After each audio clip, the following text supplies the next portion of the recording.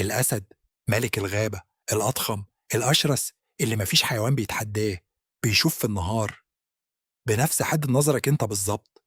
مش أحسن، مش أقوى، نفس الحاجة تماما. لكن لو طفيت النور دلوقتي وسط الليل، الأسد هيشوفك بوضوح كامل، وانت مش هتشوف ايدك قدامك. ازاي ده ممكن؟ وازاي ملك الحيوانات اللي احنا بنهابه ونعظمه ونحطه على كل شعار نظره في النهار زينا بالظبط؟ وايه اللي بيخليه خطير جدا في الليل؟ وده بس أول سؤال في الفيديو ده. النهاردة هنفتح ملف محدش يتكلم فيه بالشكل ده. هل الحيوانات بتفقد نظرها مع الوقت زينا؟ هل في حيوانات شايفة ألوان إحنا مش قادرين حتى نتخيلها؟ ومين فينا فعلا اللي شايف الدنيا؟ صح، الإجابات مش هتعجبوها، لأن بعضها هيفضح قد إيه إحنا بنفتخر بحاجات إحنا فيها عاديين جدا. الأول خليني أوضح حاجة مهمة. لما بنتكلم عن النظر، مش بنتكلم عن حاجة واحدة بس. النظر ده ليه أبعاد كتير: وضوح الرؤية، الألوان اللي شايفها، اتساع زاوية النظر، والرؤية في الظلام. إحنا البشر كنا بنفترض إن نظرنا كويس، وده صح نسبيا. إحنا بنشوف بحدة عالية جدا وبنميز ملايين الألوان. لكن في دراسة اتنشرت في مجلة Trends in Ecology and Evolution، العلماء قارنوا بين 600 نوع من الحيوانات من ناحية حدة الرؤية، وطلع إن معظم الحيوانات بتشوف بشكل أقل حدة مننا بمراحل. إيه معنى ده؟ يعني لو أنت واقف على بعد 20 متر من حاجة، الكلب بيحتاج يقرب للمسافة دي 3 مرات علشان يشوفها بنفس الوضوح. القطة محتاجة تبقى أقرب ب7 مرات. أنت يعني من ناحية وضوح الصورة أفضل من القطة والكلب بمراحل. لكن هل ده معناه إن نظرك أحسن في كل حاجة؟ لأ خالص. تخيل معايا الساعة التانية الصبح، النور طافي، البيت مظلم تماما، أنت مش شايف إيدك قدامك. القطة اللي جنبك في نفس اللحظة شايفة كل حاجة بوضوح تام. ليه؟ عشان في عين القطة في طبقة اسمها التابيتوم لوسيدوم، ودي طبقة عاكسة وراء الشبكية بتعكس الضوء مرة تانية على الخلايا الحساسة للضوء.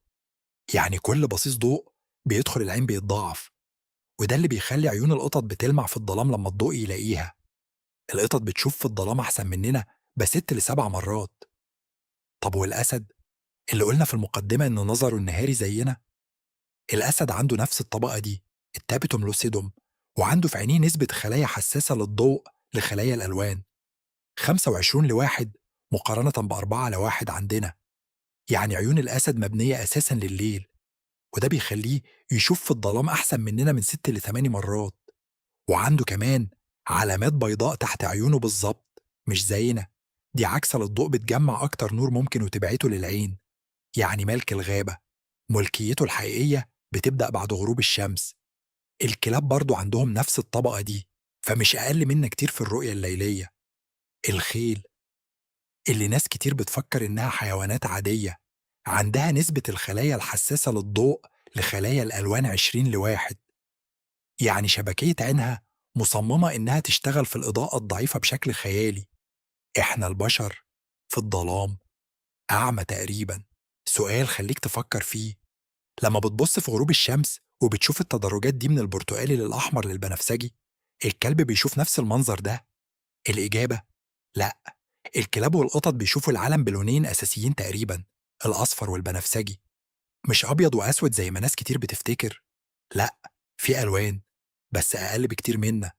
ده لأن عيون البشر فيها 3 أنواع من الخلايا اللي بتحس بالألوان، أما الكلاب والقطط عندهم نوعين بس: الفرس، والكلب اللي اتدرب حياته كله على إنه يميز إشارة حمراء من خضرة ده مش قادر يعملها، عشان بالنسبة لهم الأحمر والأخضر بيبانوا نفس اللون تقريبا، زي نوع من أنواع عمى الألوان. دلوقتي لف ومتصورش إن الحيوانات أقل مننا في الألوان. في مخلوق اسمه جمبري المانتس، مخلوق بحري أصغر من إيدك، عنده في عينيه مستقبلات للضوء من 12 ل 16 نوع مختلف. إحنا البشر عندنا 3 بس.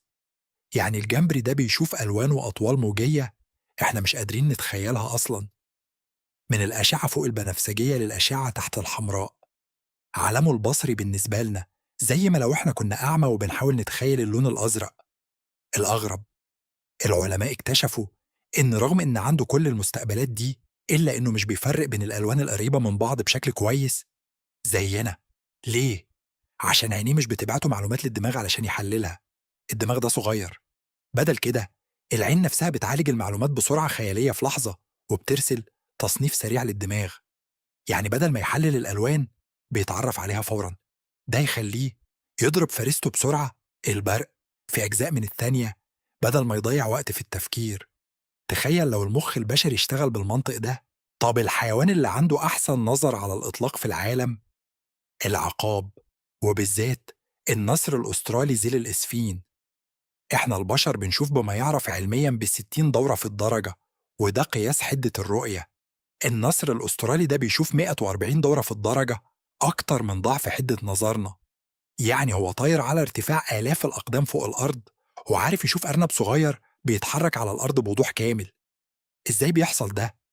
عينيه مش بس مليانة خلايا ضوء، الفوفيا جوه عينيه أعمق بكتير من عيننا. الفوفيا دي زي التلسكوب الداخلي، بتركز الصورة بشكل خيالي. لو إحنا عندنا نظر العقاب كنا قادرين نقرأ لافتة على بعد 3 كيلومترات. إحنا بنشوف بزاوية 180 درجة تقريبا. الكلب بيشوف 240 درجة، الخيل 350 درجة. يعني الحصان قادر يشوف ما وراه تقريبا من غير ما يلف رقبته. ليه؟ عشان عيونه في جنبين رأسه مش في الأمام زينا. ده لأنه حيوان بيهرب من المفترسين، محتاج يشوف الخطر من كل الاتجاهات. لكن المقابل، الخيل ضعيف جدا في إدراك العمق مباشرة قدامه. يعني بيشوف كل حاجة بس بالعرض مش العمق. أما الذبابة شايفة 360 درجة كاملة، بس نظرها ضبابي جدا، زي ما تكون بتتفرج على فيلم بدقة بيكسليتد قديمة. هي مش شايفة ملامحك، بس بتحس بأي كتلة كبيرة بتتقرب بسرعة، وده بيخليها تطير قبل ما تضربها. لو الذبابة كانت شايفاكم بوضوح زيكم كانت ماتت من الخوف قبل ما تمد إيدك. ومع ذلك الذبابة عندها أسرع معالجة بصرية في عالم الحيوانات. يعني الوقت بالنسبة لها بيمشي ببطء أكتر، لأن دماغها بتستقبل لقطات بصرية أسرع. مش مبالغة، الذبابة بتعيش في سلو موشن مقارنة بينا. إيه رأيك في حيوان مش شايف الأشكال واضح بس بيشوف السخونة نفسها؟ الثعابين الحرارية زي الأفعى الملكية وأفعى بوصة المطر عندها حفرة حرارية في وشها اسمها بيت أورجنز. دي مستقبلات بتحس بالأشعة تحت الحمراء اللي بتطلع من جسم الفريسة الساخن. يعني في الظلام الكامل الثعبان ده شايف خريطة حرارية لكل الكائنات الحية حواليه. انت بالنسبة له مش شايف وشك أو جسمك، بيشوف بقعة لونها حار وسط الظلام. ده زي ما تكون بتتفرج بكاميرا حرارية كل وقت. خليني أرجع للسؤال اللي ابتدينا بيه، هل الحيوانات بتفقد نظرها زينا مع الوقت؟ الإجابة العلمية أيوة، وبشكل أكبر مما كنا نتخيل. الكلاب بيتعرضوا لحاجة اسمها نوكليار سكليروسيس، وهي تجمد عدسة العين مع العمر، وده بيخلي عيونهم تبان كمان ضبابية أو زرقاء قليلا. وفي دراسة اتنشرت في باب ميد بحثت في كلاب بيجل من سنة واحدة ل14 سنة، لقوا إن الكلاب الأكبر سناً بتتطور معاهم قصر نظر واضح مع تقدم العمر. وفي أنواع معينة من الكلاب بالذات زي الروتوايلر والراعي الألماني والشنوتزر الصغير، نسبة ضعف النظر بتوصل ل 50% ل 67% من الأفراد. ودي مش بيأثر عليهم بشكل ملحوظ، لأن حاسة الشم عندهم بتعوض كل حاجة. الحيوانات البرية الموضوع مختلف، عشان اللي بيضعف نظره في البرية مش بيعيش طويل. الطبيعة بتعمل انتقاء طبيعي قاسي، اللي بتخلف الكلاب المسنة في الغابات هو إنها ماتت قبل كده. إنما في البيوت الكلاب بتعيش أطول، وبيتكشف إن نظرها بيضعف. القطط برضو نظرها بيضعف مع الكبر، وبيتعرضوا لكتاراكت وأمراض في شبكية العين.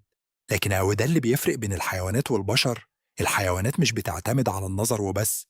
الكلب نظره 3 أضعاف أسوأ منك، لكن حس شمه من 10,000 ل100,000 مرة أحسن منك. يعني بينما أنت شايف الصورة، هو قارئ الفيلم كامل من الرائحة. الخفاش شايف فعلا بس بشكل محدود. المذهل إنه طور نظام تاني خالص مش محتاج فيه عيون أصلا، بيصدر موجات صوتية فوق ترددية الإيكولوكيشن، وبيستقبل الصدى بتان ويرسم خريطة كاملة للمكان في دماغه بدقة مذهلة. ده زي ما تكون تمشي في أوضة مظلمة وبتنادي، وبالصدى بتعرف كل حاجة في الأوضة بالمليمتر حتى لو عندك عيون مسكرة. الكلب المكفوف بشكل شبه حرفي مش بيبقى عارف إنه كفيف، لأن الشم والسمع بيعوضوا. البشر لما بيتعموا الحياة بتتغير بشكل جذري، عشان إحنا بنعتمد على النظر في 80% من معالجتنا للعالم الخارجي. الحيوانات أذكى منا، بنوا على نظام تعدد، وش شايف ووش مش شايف.